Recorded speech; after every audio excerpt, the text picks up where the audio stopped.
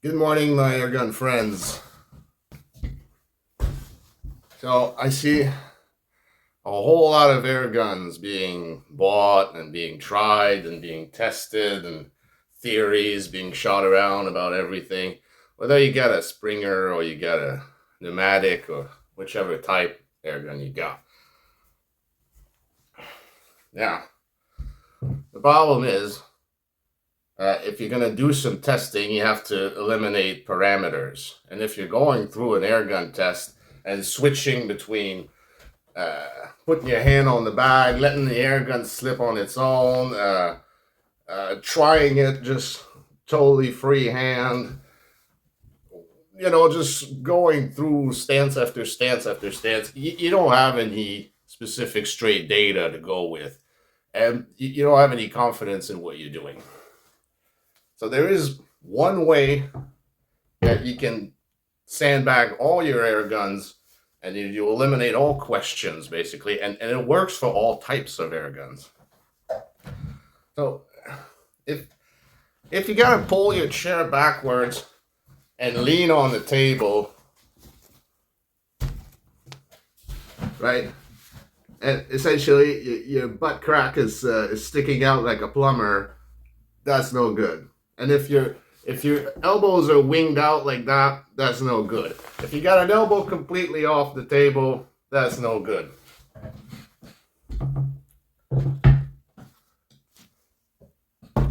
So instead of going from air gun to air gun to air gun,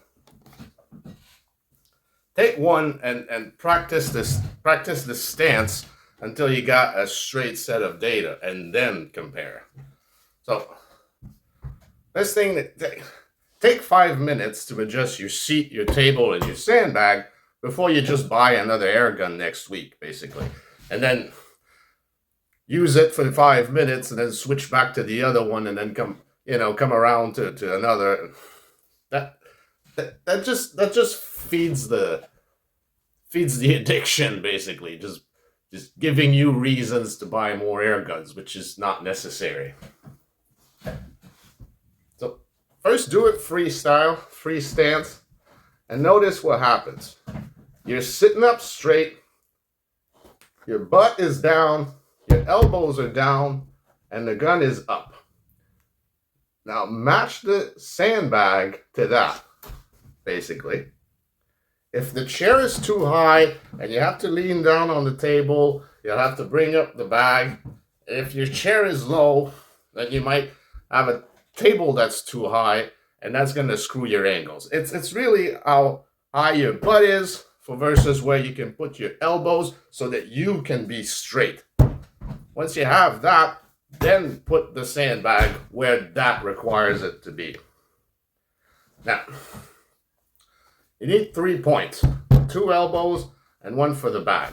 And the support hand is not there to be bologna in the sandwich over here on the back. It's really for holding the air gun.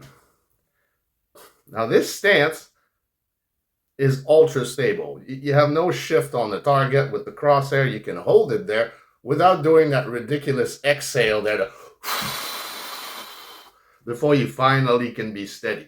This is steady all the way through me talking here. It's absolutely steady.